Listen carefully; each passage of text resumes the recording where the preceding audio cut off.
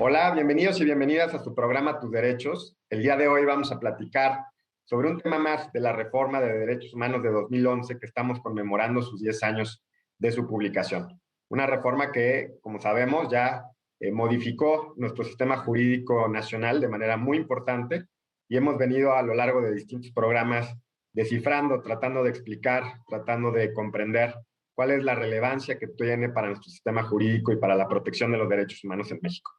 El día de hoy vamos a platicar sobre un tema también específico de la reforma, que es la reparación. ¿Cómo se debe reparar? ¿En qué casos? Si es un derecho, es una obligación. ¿Qué nos dice el derecho internacional sobre el tema y nuestra propia Constitución? Y para ese tema tengo el gusto de contar con dos expertas y un experto en el tema. En primer lugar, presento a Victoria Beltrán Camacho, quien es coordinadora de litigio estratégico del proyecto sobre organización, desarrollo, educación e investigación Poder. Ha trabajado en organizaciones de la sociedad civil como el Centro Fray Julián Garcés y el Centro de Derechos Humanos Fray Francisco de Vitoria, OP. Ha sido consultora para Greenpeace México. Bienvenida, Victoria. Hola, buenos días. Muchas gracias. Gracias a ti. También presento a Carlos María Pelayo Moller. Es investigador en el área de Derecho Constitucional en el Instituto de Investigaciones Jurídicas de la UNAM y miembro del Sistema Nacional de Investigadores. Maestro en Derecho Internacional de los Derechos Humanos por la Universidad de Notre Dame y doctor en Derecho por el Instituto de Investigaciones Jurídicas de la UNAM. Bienvenido, Carlos. Muchas gracias, Roberto. Finalmente, me da mucho gusto también presentar a Montserrat Cid Cabello, actualmente secretaria de Estudio y Cuenta en la ponencia del ministro Juan Luis González Alcántara Carrancá en la Suprema Corte de Justicia de la Nación, y es autora de los libros La responsabilidad patrimonial del Estado en México y La atención médica irregular, el caso de IMSS. Bienvenida, Montse. Muchas gracias por la invitación, Roberto. Un gusto que estén por acá. Victoria, pues me gustaría empezar preguntándote algo introductorio, que es cómo la reforma de derechos humanos de 2011 incorporó el tema o la obligación de reparar las violaciones a derechos humanos. Ok. Con el objeto de dotar de claridad, creo que antes de hablar de la Constitución voy a regresarme un poquito. Al menos en mi experiencia acompañando a comunidades y a personas que han sufrido violaciones a derechos humanos, me parece que cuando nos acercamos buscando apoyo jurídico, en pocas palabras, lo que se está pidiendo son dos cosas. En lo que se está buscando, la razón por la cual acudimos a buscar ese apoyo jurídico, este acompañamiento, son dos cosas. Prevenir el acontecimiento de una violación de derechos humanos o bien reparar. Y también a lo largo de estos acompañamientos, esto que puede sonar tan sencillo como dos pasos diferentes entre prevenir y reparar. Ya en los casos, digamos, sobre terreno, me parece que la relación es dinámica y mucho más intrincada. ¿Por qué empiezo con esto? Para no partir desde un punto tan frío y sí llamar la atención a las personas de la importancia de que ahora contemos con una Constitución donde se habla específicamente en uno de los artículos, de los primeros artículos, que el Estado asume determinados deberes, los deberes que son más o menos tradicionales en el lenguaje de derechos humanos, incluyendo el de reparar. Y con esto termino mi intervención. Gracias, Victoria. Carlos, si nos quisieras ahondar un poco en esta obligación de reparación, ¿cuándo surge una obligación de reparación de violación de derechos humanos? Gracias, Roberto. Bueno, la obligación de reparación básicamente la teníamos antes de la reforma constitucional más inserto, más claramente definida en el derecho internacional de los derechos humanos. Sobre todo, se podía ver o se podía discernir que había una obligación de reparar violaciones a derechos humanos a partir de la vasta jurisprudencia de la Corte Interamericana de Derechos Humanos. Esta, digamos, precisión constitucional que se hace a partir de junio de 2011 radica en que ahora la Constitución sí la contempla como un deber. El párrafo tercero, el artículo primero de la Constitución menciona en su parte final que el Estado debe prevenir, investigar, sancionar y reparar las violaciones a los derechos humanos. Es decir, ya hay una obligación constitucional que no estaba explícitamente marcada, pero que sí podíamos inferir anteriormente desde el derecho internacional de los derechos humanos. Y ese es el gran cambio. Y que también a partir de este precepto constitucional se pudo hacer y tenemos ahora una ley sobre reparación, que es la Ley General de Víctimas. Así es, bueno, enfatizar, ¿no? Lo que decías, porque ha salido en varios programas dedicados a la reforma que efectivamente previo a la Constitución, pues ya también eran obligaciones de derecho internacional de los derechos humanos, pero digamos ya con la reforma del artículo primero, pues no cabe ninguna duda. Monse, además de una obligación, es un derecho, tenemos un derecho a que nos reparen las violaciones de derechos humanos, y bueno, aprovecho también para ver si nos cuentas qué tipo de reparaciones que existen, digamos, de los derechos humanos. Claro que sí. Bueno, pues primero que nada, recordar que realmente desde 1917 hasta el 2000 realmente no había como una noción clara de reparación del daño. ¿Qué sucede? Pues en el 2000 el artículo 20 constitucional contemplaba así como derecho de las víctimas la reparación del daño. Después, constitucionalmente el artículo 20, después con la introducción en el entonces artículo 113 constitucional, en la figura de la reparación de la responsabilidad patrimonial del Estado, en la que se contempló pues el derecho a obtener una justa indemnización por los daños que el Estado cause a los particulares de manera objetiva y directa. Aquí también se interpretó por parte de la Corte como este derecho a obtener una reparación integral y una justa indemnización. Entonces, este fue otro acercamiento al derecho a la reparación integral del daño. Posteriormente, también en 2008, con la reforma en materia penal y el cambio de sistema, pues en el artículo 20, apartado C, se reconoce este derecho a la reparación por parte de las víctimas. Y como un cuarto momento que yo centraría aquí en 2010, con la introducción de las acciones colectivas y su reconocimiento en el artículo 17, en el cual se determina que efectivamente la legislación secundaria va a establecer también mecanismos de reparación. Entonces yo consideraría estos cuatro momentos antes de la reforma de 2011, donde ya se estaba reconociendo un derecho a la reparación y una justa indemnización. ¿Qué sucede? Pues como bien lo acaban de comentar tanto Victoria como Carlos, pues en esta reforma es un cambio de paradigma y desde luego que ahí se introduce en el artículo primero como tal ya un derecho a la reparación. Y bueno, esto es muy importante porque a partir de aquí la Corte viene consolidando la doctrina que había analizado en esta materia. Desde luego que todos los casos que se abordan en la Suprema Corte de Justicia de la Nación pues tienen contacto con diferentes especializaciones o mecanismos, ¿no?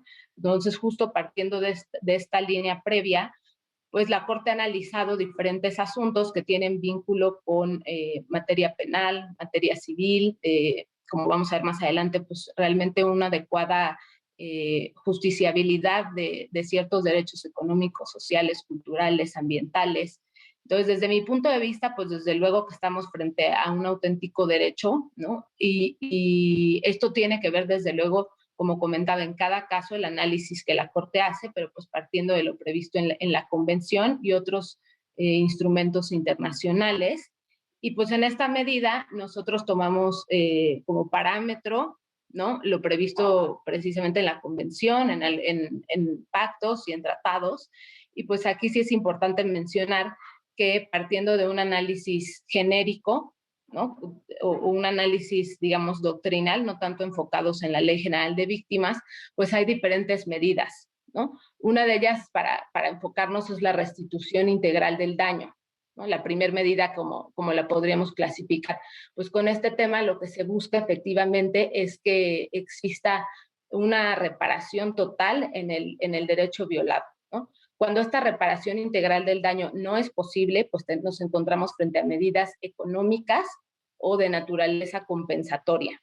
se ha dicho, pues no son excluyentes, hay que ver cuál es el derecho que fue violado y desde luego que aquí, pues bueno, al no poder reparar integralmente, viene un tema económico de compensación. Y bueno, doctrinalmente, pues como una tercer clasificación genérica, me atrevería a decir, pues hay otras medidas previstas que no tienen que ver precisamente con reparar en términos exactos, ni con términos económicos, materiales ni económicos, sino que son más bien acciones que tienen la finalidad, pues desde luego, de encauzar a que no se vuelvan a cometer violaciones en derechos, ¿no? Entonces, pues ahí hemos visto disculpas públicas, pues desde luego que ciertas medidas legislativas, ¿no? Cuando se ordena llevar a cabo a los estados ciertas medidas en su legislación para evitar que se vuelvan a cometer los daños. Entonces me atrevería a decir que pues más o menos este es el enfoque y dependiendo cada naturaleza del caso, es el análisis que la Corte ha hecho, pero desde luego reconociendo el derecho a una justa indemnización y a una reparación integral. Muy bien, Monse, muy claro. Victoria, ya mencionaban tanto Monse como Carlos la relevancia que tiene el derecho internacional de los derechos humanos. ¿Qué relevancia, qué importancia tiene para este tema el Sistema Interamericano de Derechos Humanos y el papel de la Corte Interamericana de Derechos Humanos? Ok. Como ya se mencionó, por supuesto está el tema de la jurisprudencia que se haya desarrollado en el tema. También están los instrumentos internacionales que mencionen el derecho, por cierto que a veces también va aparejado junto con un recurso efectivo. Ahora bien, creo que algo de lo más importante que está es cómo retomamos el espíritu de los derechos humanos, esto es, cómo ponemos a la persona al centro de las reparaciones. Y hay una característica en la que creo que todavía hay retos, todavía hay camino. Que se menciona en el tema de reparaciones lo importante que es la participación de las personas afectadas. Y por lo menos en el tema DESCA, de los derechos económicos, sociales, culturales y ambientales, que quizá porque he acompañado primordialmente, me voy a detener en ello. Esta participación supone toda una serie de retos, pero además creo que es elemental, básica, para que las reparaciones puedan ser efectivas y que las personas pues reciban una reparación de manera efectiva. No podemos hacer a un lado a las víctimas y simplemente decir va a pasar esto, esto y lo otro. Creo que tenemos que buscar los caminos con todo el reto que esto implique de hacer que la participación de las personas afectadas sea efectiva, porque también creo que nadie como ellos y ellas saben a lo que se están enfrentando después de una violación a derechos humanos. Gracias, Victoria. Carlos, además del sistema interamericano, ¿qué más nos puede aportar el derecho internacional de los derechos humanos sobre el tema de reparaciones? Bueno, realmente la idea de reparar es una idea que en México, a pesar de que la tenemos en la Constitución, no es una idea que esté consolidada, porque la idea de reparación del daño, pues es una idea que se asociaba anteriormente más con sistemas de common law, como la reparación de daños, damages, money damages, estos conceptos del common law. Y entonces en nuestros países de tradición romano-germánica, esta idea de reparación pues era algo redundante. Y básicamente para obtener reparación teníamos que ir a lo que ya comentaba Montserrat, era el derecho administrativo. Lo interesante de la reforma constitucional y la introducción del derecho internacional de los derechos humanos es que da todo un nuevo panorama de cómo las reparaciones se pueden exigir y se deben exigir prácticamente en cualquier procedimiento de carácter judicial, en principio, e incluso también en sede administrativa. Y el derecho internacional, ¿cómo ayuda en esto? No solo por la jurisprudencia de la Corte Interamericana de Derechos Humanos, sino también por lo que han dicho los distintos organismos de Naciones Unidas e incluso los precedentes de otros tribunales internacionales como el Tribunal Europeo de Derechos Humanos. Mencionamos especialmente a la Corte Interamericana porque la Corte Interamericana de Derechos Humanos es la que ha desarrollado toda esta visión de una reparación integral, más allá de lo económico. Lo interesante de la jurisprudencia de la Corte Interamericana, a diferencia de lo que pasa en el resto del derecho internacional de los derechos humanos, es que contempla medidas no pecuniarias, incluso no solamente la restitución, sino también en ocasiones que estas reparaciones puedan tener una vocación transformadora. Entonces, todo este andamiaje jurídico, tanto comparado como internacional de la Corte Interamericana, Naciones Unidas e incluso de otros tribunales internacionales, constituyen un corpus juris internacional que ahora hemos invitado a nuestra sede constitucional a partir de 2011, y es por eso, como mencionaba Montserrat, que estamos ante un nuevo paradigma. Sí, sin duda. Yo creo que ha cambiado, ¿no? El sistema jurídico para bien, o está cambiando, afortunadamente, digamos, se abrió después de la reforma de derechos humanos al derecho internacional y ha venido también a contribuir a enriquecer nuestra visión de las reparaciones.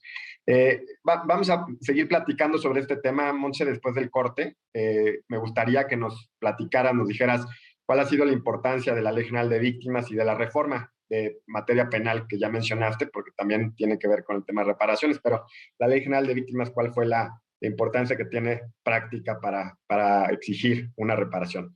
Por el momento, pues es momento de hacer un primer corte, ya regresamos. Les recuerdo que estamos platicando sobre la reforma de derechos humanos de 2011 y específicamente sobre el tema de reparaciones. Ya regresamos.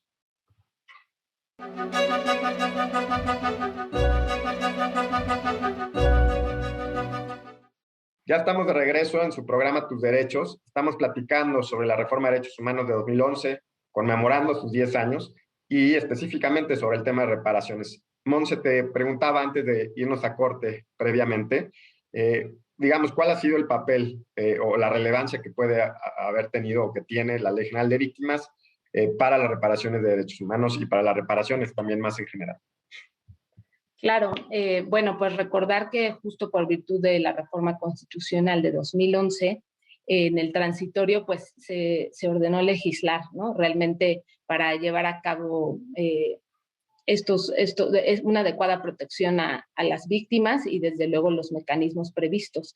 Entonces, en enero de 2013 se publica la Ley General de Víctimas. Bueno, esta ley desde luego que tuvo una bastante discusión en el Congreso, y bueno, el resultado es realmente pues, la protección que se le da a las víctimas en la medida que más favorezca a estas. Y desde luego que esta ley pues contempla la obligación de que todas las autoridades de todos los ámbitos de gobierno, poderes constitucionales, cualquier autoridad velen precisamente por la protección de las víctimas, a que se les proporcione ayuda, asistencia, una reparación integral. Y desde luego que todas las autoridades actúen conforme a los principios que la propia ley se establecen, que se brinde atención inmediata.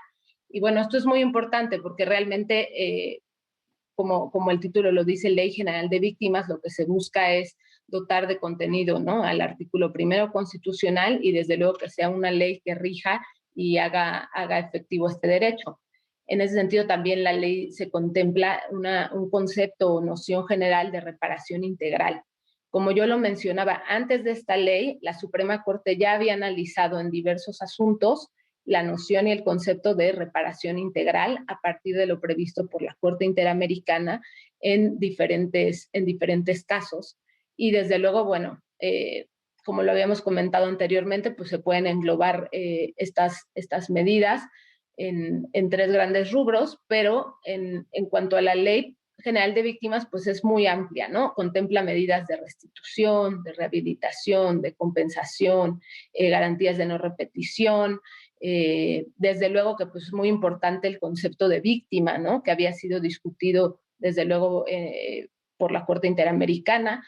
y pues aquí reconociendo la calidad de víctimas, tanto directas como indirectas o potenciales, que son aquellos que ayudan a las víctimas, ¿no? Dentro de víctima directa, pues desde luego la persona que resiente el daño. Víctima indirecta, pues aquí enfocándonos un poco en el tema de los familiares, y potenciales, pues los que ayudan a las víctimas y desde luego también merecen una protección. Entonces, esta ley pues tiene por objeto reconocer y garantizar los derechos de estas víctimas, en especial la asistencia, la protección que se les da y la atención que deben de tener en el momento que esto pasa, ¿no? ¿De qué forma? Pues desde luego atendiendo al derecho que se considera vulnerado. ¿Dónde nos hemos enfrentado más? Pues en casos en materia penal.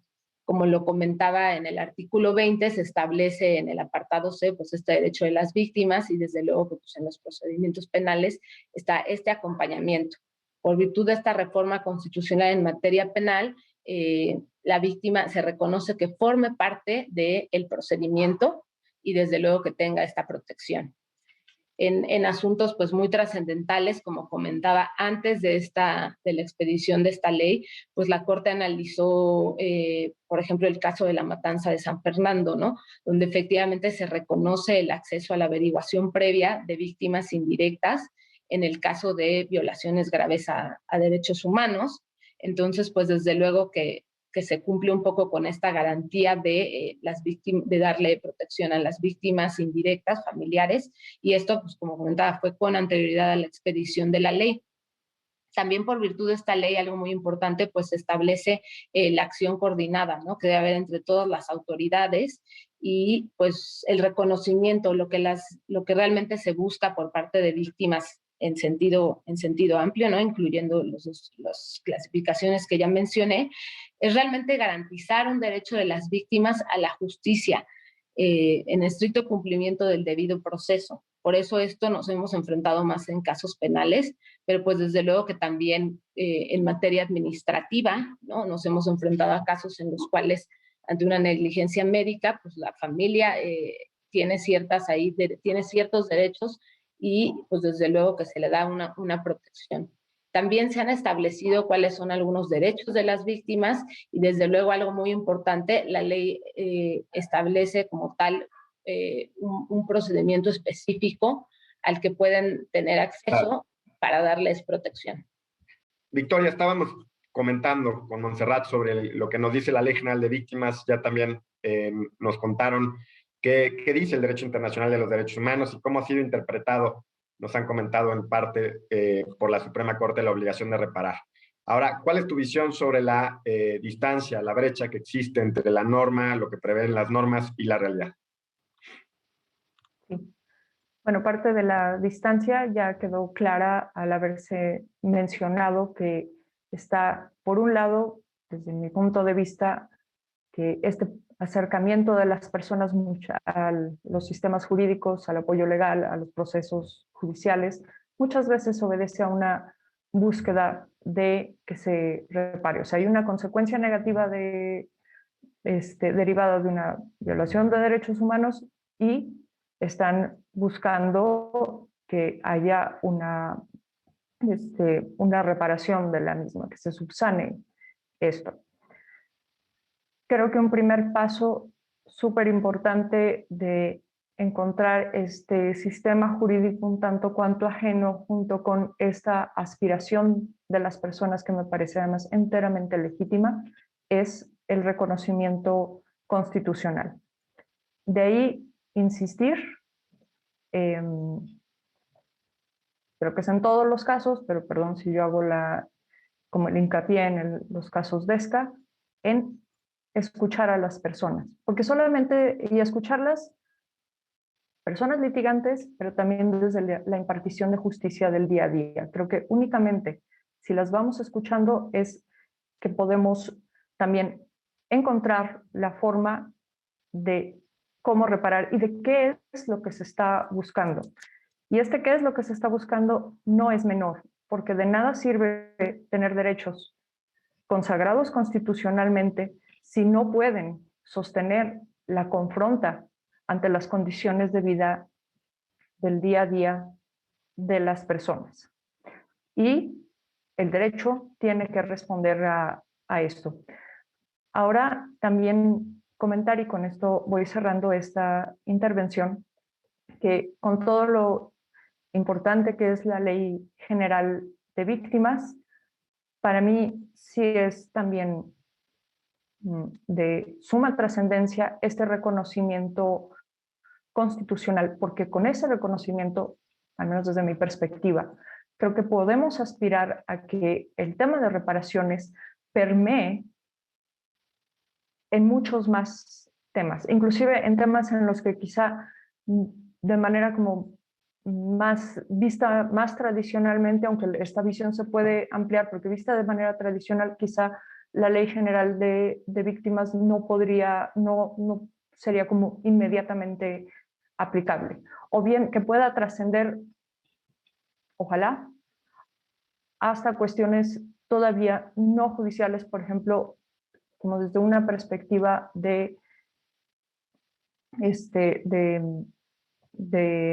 quehacer administrativo.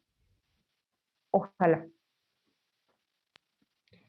Gracias. Carlos, ya mencionaste en una intervención previa la vocación transformadora de las reparaciones. ¿A qué se refiere eso? Y también sé que tienes una visión también crítica de la Ley General de Víctimas. ¿Quieres aprovechar y compartirnos también tu opinión? Sí, bueno, como mencionaba Victoria, hay una distancia entre lo que es la realidad y lo que es la práctica en cuanto al derecho. Y creo que eso es una situación muy dolorosa porque tenemos leyes muy progresistas, tenemos una Suprema Corte que saca muchas sentencias muy buenas con los estándares internacionales más avanzados, pero aún así encontramos que en el país el récord de los derechos humanos no es nada bueno, es más bien muy malo. Y incluso podríamos decir que estamos en una crisis de derechos humanos. Y la Corte Interamericana, por ejemplo, ha analizado ese tipo de situaciones en donde hay cuestiones estructurales que dañan a los derechos y cuestiones muy específicamente de discriminación estructural. Por ejemplo, respecto a México, en 2009, la Corte Interamericana de Derechos Humanos resolvió el caso Campo Algodonero, que básicamente versa sobre la situación de las mujeres en Ciudad Juárez y los feminicidios en contra de mujeres en Ciudad Juárez. Este caso en particular marca en materia de reparaciones una brecha importante, un punto de inflexión muy importante, porque la Corte Interamericana empezó a argumentar que en ciertas situaciones de discriminación estructural o de violación estructural a los derechos se tenía que tomar no solamente las reparaciones como volver las cosas al estado que se encontraba antes de que sucedieran las violaciones de derechos humanos, sino que estas reparaciones tenían que tener una vocación transformadora de las situaciones estructurales que causan la violación a los derechos humanos, que en este caso es una situación estructural de discriminación en contra de las mujeres. Entonces, el concepto de discriminación estructural y el concepto de reparaciones de vocación transformadora es muy importante porque las reparaciones no solamente tienen como objetivo transformar la realidad de las víctimas en lo individual que llegan o alcanzan a llegar al sistema de justicia, sino también las de una comunidad o de las de un país. Y eso también es importante porque no todas las personas tienen acceso a la justicia en este país y en América Latina en general. Y bueno, ¿qué hicimos para tratar de implementar esos estándares internacionales? Pues se hizo la Ley General de Víctimas, lo cual tenemos que celebrar. Es una ley que tiene muchas cosas buenas. Tal vez la crítica que le podamos hacer a la Ley General de Víctimas es que no se ha podido implementar a plenitud. Tiene un entramado institucional demasiado grande, prevé reparaciones pues prácticamente para cualquier tipo de violación de los derechos humanos. Y es una ley que es tan grande en cuanto a aspiraciones y en cuanto a institucionalidad, que es una ley que en la práctica se ha quedado corta. Es decir, tenemos una ley que aspira a demasiado y como aspira tanto, no se ha podido implementar. Y esa es la crítica que un gran sector de la academia y del activismo de los derechos humanos tiene hacia esta ley y la falta de implementación práctica que tiene para resolver el día a día de las personas. Gracias, Carlos. Monse, ya mencionaba, Carlos, mencionó las sentencias de la Suprema Corte sobre el tema de reparaciones. ¿Nos puedes contar un poco qué ha dicho la Suprema Corte sobre este tema? Claro, bueno, a mí me gustaría enfocarme en cómo la Corte ha logrado la justiciabilidad de los DESC, ¿no? Definitivamente se ha tomado como parámetro, pues desde luego lo previsto en la Corte Interamericana de Derechos Humanos y desde luego pues los componentes que modulan los DESC, ¿no? El avance siempre progresivo en la efectividad de estos derechos y medidas de no regresividad, que se limiten estas medidas a adoptar tomando en cuenta los recursos disponibles, ¿no? De cada estado y desde luego la obligación de asistencia y cooperación. Esto pues ha sido objeto de debate por mucho tiempo, pero pues como les comentaba desde antes de la reforma constitucional en materia de derechos humanos, la Corte se ha enfrentado a varios casos en los cuales se analizan derechos de contenido prestacional y lo que se busca pues desde luego es dotar de sentido y alcance determinados derechos. Me gustaría abordar principalmente el tema del derecho a la salud y la protección al medio ambiente. En cuanto a la protección del derecho a la salud, pues desde luego que la Corte ha analizado distintos casos en los cuales se ha amplificado la justiciabilidad de este derecho en las relaciones que se dan entre particulares. Y me parece que esto es muy importante porque pues tenemos una concepción un poco antigua, ¿no? En el tema de las protecciones que se dan pues entre Estado y particular. Pero la Corte se ha enfrentado a muchos casos en los cuales estas relaciones se dan entre particulares, ¿no? Ejemplo, relaciones hospitales y médicos-pacientes, en los cuales, pues desde luego que se ha dotado de sentido y alcance y se ha reconocido el tema de, pues que desde luego que los derechos tienen que estar protegidos por todos, ¿no? Particulares y Estado. Y en esta medida se les ha dotado de su justo alcance y sentido. También se ha analizado el derecho a la salud a partir de la justiciabilidad de los servicios prestados directamente por el Estado.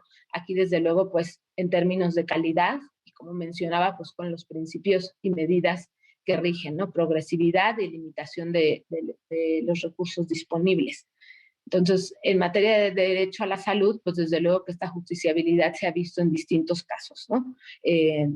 Por ejemplo, pues desde luego el asunto de marihuana, caso de suministro de medicamentos a personas con VIH, en este tema de relación médico-paciente, pues desde luego la obligación de los hospitales de prever consentimiento informado, de explicar todos los derechos que tienen los pacientes y desde luego las medidas han sido diferentes tratando al caso en el que se está resolviendo. Casi todos estos asuntos han llegado a la Corte a partir de la aplicación de la responsabilidad patrimonial del Estado, que como les comentaba, pues se reconocía en el artículo 113 constitucional y actualmente el artículo 109. Entonces, en materia administrativa, la Corte tiene una doctrina muy amplia en la protección al derecho a la salud y desde luego la reparación integral del daño. Como sabemos, pues la salud es un derecho que muchas veces es imposible recuperar per se, pero desde luego que medidas para evitar que se generen daños mayores.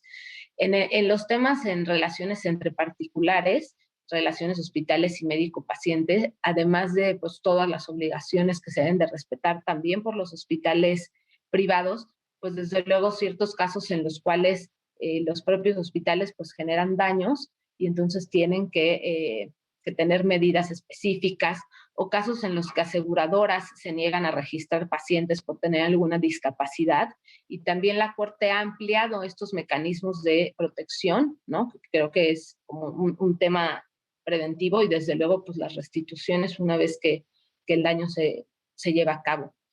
Comentaba previamente mi compañero, pues sí, también en estos temas se ha visto cómo se da la relación entre particulares, ¿no? Si realmente hay violaciones a derechos humanos por parte de los particulares y cómo se ha enfrentado la Corte a estos temas. En las relaciones que se dan directamente entre el Estado, esos asuntos entre particulares, pues llegan por la vía civil, por lo general. En las relaciones entre los particulares y el Estado, pues desde luego por la vía administrativa, como decía, por la figura de la reparación patrimonial del Estado. Y en materia ambiental, pues desde luego ha habido asuntos muy importantes en los cuales lo que se busca pues es remediar, ¿no? Y se establecen medidas concretas. Por ejemplo, en el tema de Mixquic, ¿no? Un caso emblemático porque desde luego que se acreditó que no se estaban llevando a cabo las medidas concretas en la Ciudad de México, pues medidas en las cuales de verdad se tiene que reparar y evitar este daño que sea avanzando para que después no pueda haber una justa reparación. Entonces, pues más o menos son estos los casos en los cuales se da de eficacia a los DESCA. Una visión muy completa, Montse, gracias. Sin duda, creo que una de las herramientas, digamos, que ha utilizado la Corte importante es la oponibilidad de los derechos humanos frente a particulares. Digamos, esto no es así en todas las partes del mundo, pero nosotros hemos importado y aplicado esa noción que nos ha permitido, creo, bueno, a la Suprema Corte le ha permitido lograr la eficacia de derechos frente a particulares, y creo que es un tema que es importante notar. Después del corte vamos a regresar sobre este tema. Creo que es relevante ahondar sobre las reparaciones particulares sobre los DESCA o derechos económicos, sociales, culturales y ambientales, porque tiene algunas características que las distinguen normalmente de las reparaciones en casos de violaciones a derechos civiles y políticos. Les recuerdo a quienes están viendo que nos pueden mandar sus comentarios a mi cuenta de Twitter, rmiembro1, o a #JusticiaTV, y estamos platicando sobre la obligación y el derecho de obtener una reparación de violación de derechos humanos en su programa Tus Derechos. Ya regresamos.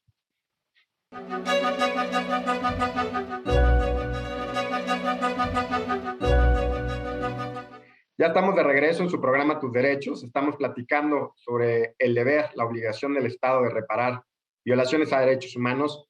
En el último bloque ya empezamos a tocar un tema importante, que es la reparación de los derechos económicos, sociales, culturales y ambientales.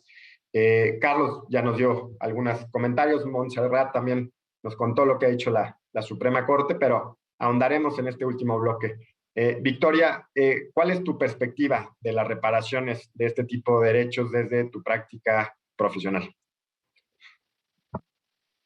Muy bien. Bueno, de nueva cuenta, empiezo regresando un poco, y es que sí me parece que a raíz de la reforma constitucional de 2011 y de la nueva ley de amparo, sí hay un cambio sustancial para las personas que acompañamos casos de DESCA. Y lo voy a decir en términos muy llanos. Me parece que si se reconfigura, por ejemplo, al reconfigurarse el juicio de amparo, nos acercamos a tener oportunidades reales al presentar este tipo de casos. Sí se consolida. Ahora bien, eso de todas formas, insisto, tiene que seguir con esta confronta de cuáles son las condiciones de vida reales de las personas y el acceso a la justicia de las personas, que, como ya se mencionó, no es tan extendido como quisiéramos. Ahora bien, en el tema de casos de cuanto a derecho a la salud, me parece que, así como que ahí yo veo buenas señales. Pero de nueva cuenta, recuerden que empezamos hablando de que las personas se acercan tanto para prevenir como para reparar. Y en los casos de derecho a la salud, estos dos tiempos se encuentran de una forma dinámica. Y sí me parece que hay resoluciones sumamente interesantes, tanto de jueces como de los tribunales colegiados, respecto de las suspensiones de plano, lo cual es básico para que la violación no se continúe, o no se continúe dando, o no se agote, no se lleve a cabo. No obstante, creo que sí hay que insistir, aunque hay criterios al respecto muy valiosos, pero hay que insistir, por ejemplo, en que el juicio de fondo puede no quedar sin materia derivado de que haya un cumplimiento correcto de una suspensión de plano. Son dos momentos y son dos cuestiones diferentes y en muchos casos las personas van a meditar que en la sentencia haya una resolución más de fondo. No porque se les haya atendido en ese momento o que se les esté atendiendo derivado de la suspensión de plano, significa que la protección vaya, bueno, que no vayan a caer en desprotección una vez que la sentencia se resuelva, por ejemplo, si se resuelve en forma desfavorable.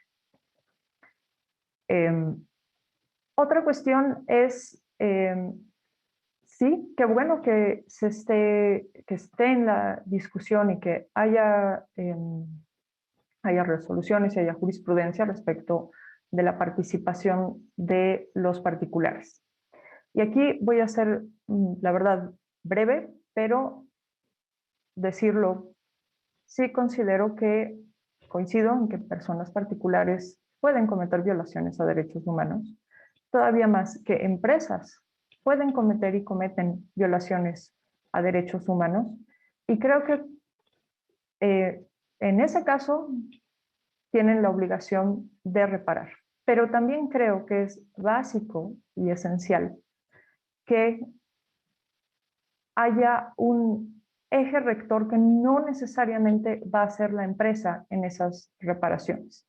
Creo que sí se necesita todavía de vigilancia estatal, porque de otra, me parece que de pronto desde la lógica de la empresa puede ser muy difícil revertir a su vez la dinámica del lucro y las reparaciones, lo que poco tienen que ver con esa dinámica. Otra cuestión en reparaciones DESCA es que además ya se han mencionado como categorías de reparación y eso está muy bien. Únicamente yo precisaría algo que para mí está dentro de esas categorías, pero quiero hacerlo explícito. Considero que hay y que debe haber formas de reparación que son colectivas. Y muy en particular si los derechos violados son de titularidad colectiva. ¿Esto qué quiere decir? Que hay cuestiones que no necesariamente se van a resolver con indemnizaciones directas, con independencia de lo legítimo que pueda ser, sino que pueden necesitar también acciones de orden colectivo.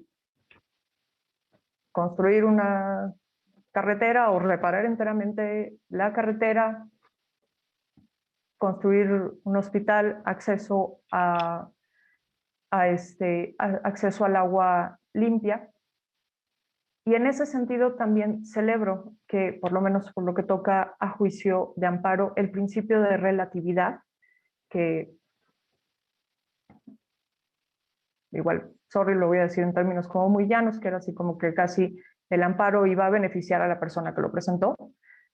Eso puede ser muy limitado en el caso de derechos de titularidad colectiva y en ese sentido sí celebro que este principio esté en reconsideración. Porque de otra forma, la verdad es que las reparaciones en tema de esto pueden llegar a ser nulas, aunque argumentativamente se dijera, oh, esto está tal, pero únicamente le vamos a dotar de agua limpia a esta persona que presentó el amparo, o únicamente se va a reaperturar un centro de salud, pero para la persona que presentó el amparo, no. Bueno, sí, la reinterpretación del principio de relatividad. Es básico en el caso de esta, claro. en los casos, en el otorgamiento de las suspensiones, pero también si lo queremos ver hacia el tema de las reparaciones. Y también insistir, aunque las empresas violen derechos humanos y tengan esa obligación de reparar, creo que también el Estado tiene que estar en alguna parte también vigilando y acompañando esa reparación. No se puede dejar totalmente así como abierto. Gracias, Victoria. Carlos, ¿cuál sería tu opinión también sobre los retos que nos presenta la jurisprudencia actualmente de reparación en materia de derechos sociales, por decirlo así, de manera cortita. Bueno, es una respuesta corta, pero es una pregunta corta, pero una respuesta compleja, más bien. Nosotros hemos llegado tarde como país a todo lo que es la justiciabilidad de los DESCA. Tan solo en América Latina, Colombia y Argentina nos llevan un buen tramo en toda esta discusión en derecho a la salud, medio ambiente, etcétera. Incluso la Corte Interamericana ha abierto un área de oportunidad de desarrollo de los DESCA desde 2017, en donde ya está considerando derechos económicos, sociales y culturales dentro de la Convención Americana. Y todas estas problemáticas que plantean estos casos son complejas y son no tradicionales porque eventualmente las reparaciones, para que sean efectivas y realmente tengan un impacto en la realidad de las personas, como comentaba Victoria, pues tienen que incidir en elaboración de nuevas políticas públicas, atender problemas estructurales y eventualmente declarar que la Constitución se viola estructuralmente o una situación determinada, a lo cual, por ejemplo, la Corte Constitucional colombiana le ha llamado el estado de cosas inconstitucional, que es una frase que ya ha utilizado la primera sala en algunas sentencias, pero que podría ser interesante explorar este concepto. Los dos grandes obstáculos para lograr estas metas es, en primer lugar, pues que el recurso judicial efectivo no existe para lograr estas metas. El juicio de amparo, como lo conocemos, no es un recurso judicial efectivo para conocer casos de derechos económicos, culturales y ambientales. Hay que reconocerlo. El juicio de amparo fue creado en el siglo XIX, tiene un montón de trabas formales que hacen muy difícil que este tipo de casos puedan ser resueltos sin dejar de lidiar con el principio de relatividad, los formalismos dentro del mismo proceso, el interés legítimo, etc. Y hay que reconocer, la Suprema Corte desde la reforma constitucional ha hecho un gran esfuerzo por estirar y adaptar esta figura jurídica que tanto valoramos en México, pero creo que es hora de empezar una discusión sobre hacer un nuevo juicio de amparo o recomponer el amparo.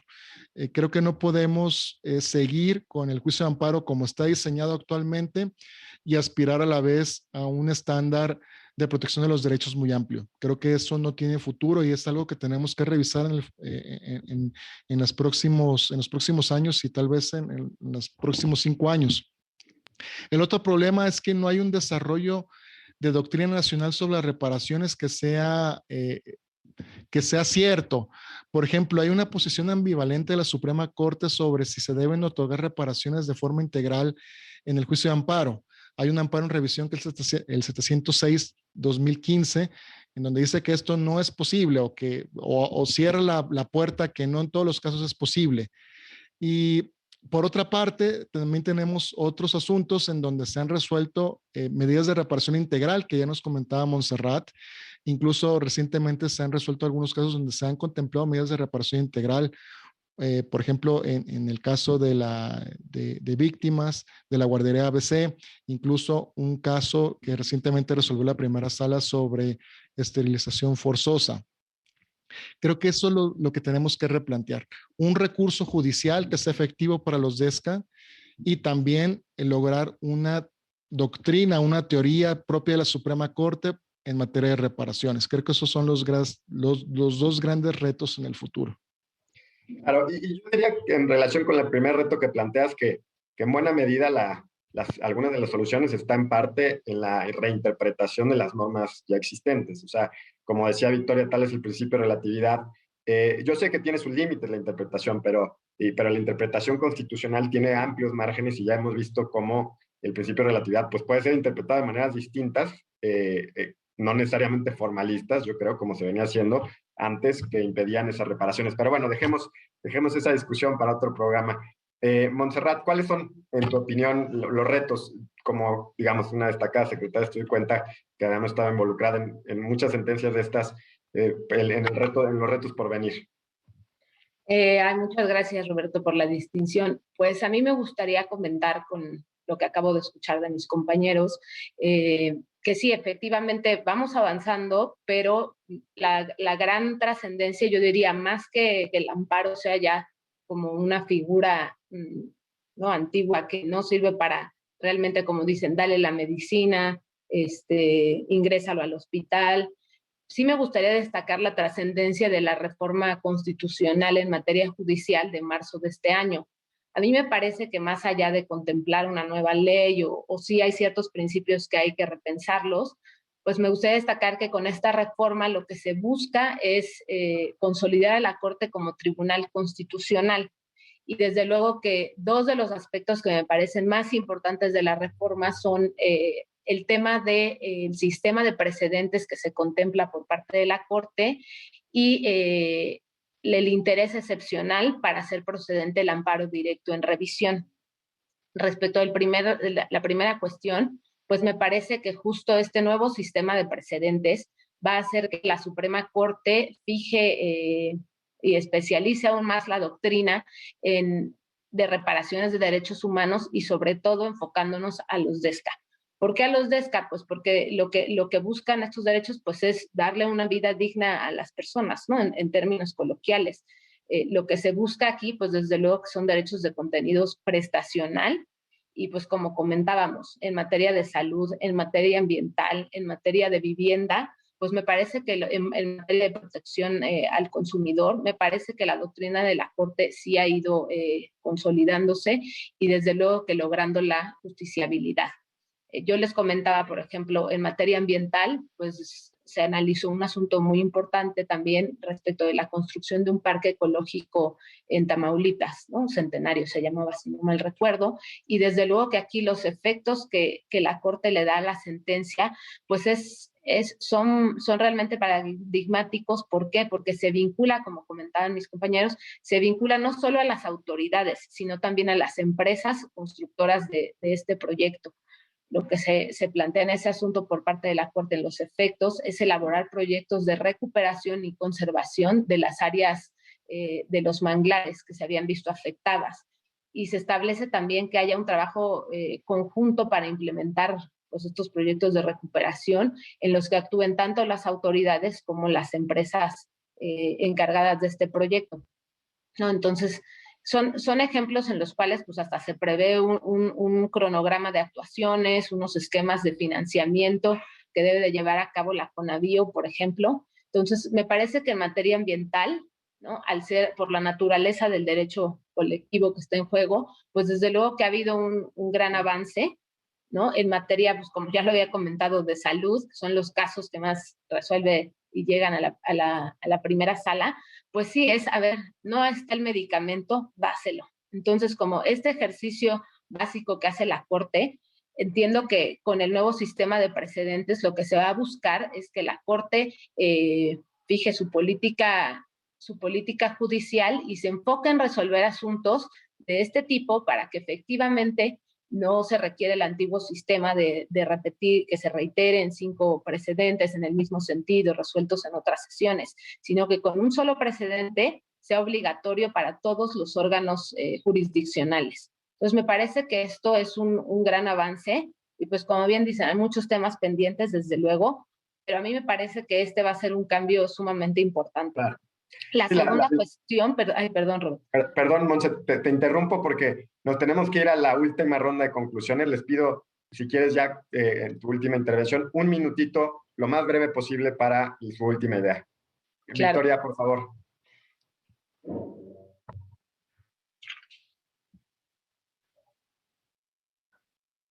Muy bien, pues hay avances, hay retos. Emprendamos el camino, acompañando también a las personas y a las comunidades. Y cierro con justicia para el río Sonora. Gracias. Gracias, Victoria. Carlos, adelante. Bueno, mis conclusiones van en el mismo sentido. Creo que sí hemos avanzado mucho desde la reforma constitucional en materia de derechos humanos, también en la reforma de amparo. Pero este avance es más a nivel jurisprudencial, es más en el cielo de la jurisprudencia de la Suprema Corte, pero estos avances todavía no han llegado a las personas que más lo necesitan, o sea, no ha permeado el sistema jurídico. Si alguien me pregunta, ¿yo puedo obtener una reparación integral de forma fácil y rápida por una grave violación a los derechos humanos que sufrió un familiar, pues yo a esa persona no le podría decir que sí. Más bien le espero un calvario. Y creo que eso lo tenemos que trabajar. La transformación de nuestro sistema jurídico para adaptarlos a los derechos humanos tiene que seguir.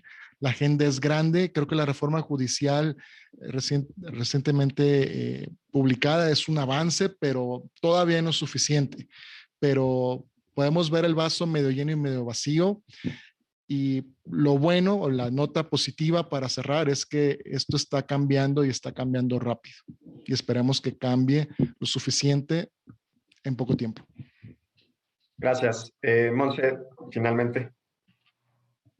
Gracias. Pues nada más destacar que la última cuestión que me parece importante de la reforma judicial de este año, pues es la procedencia del amparo directo en revisión excepcional, pero desde luego que lo que la Corte hace al resolver estos asuntos, pues es revisar los procedimientos que ya se llevaron ante las autoridades jurisdiccionales en distintas materias, como comentaba, y así es como realmente se logra esta justiciabilidad de derechos y se ha garantizado en ciertos casos pues una reparación integral.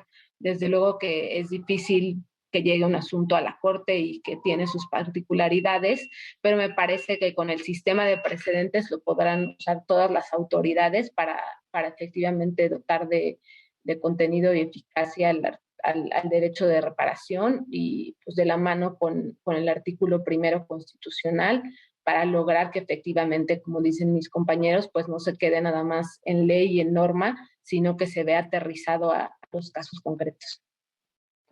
Pues muchas gracias a los tres por haber estado acá. Fue un programa muy rico en contenido. Creo que pues nos quedamos, bueno, por lo menos yo me quedo con dos conclusiones. Una es, pues la agenda pendiente está en buena parte en los DESCA, en los derechos sociales, así digámoslo brevemente, y también pues lograr la eficacia de la reforma de derechos humanos y del tema de reparaciones, ¿no?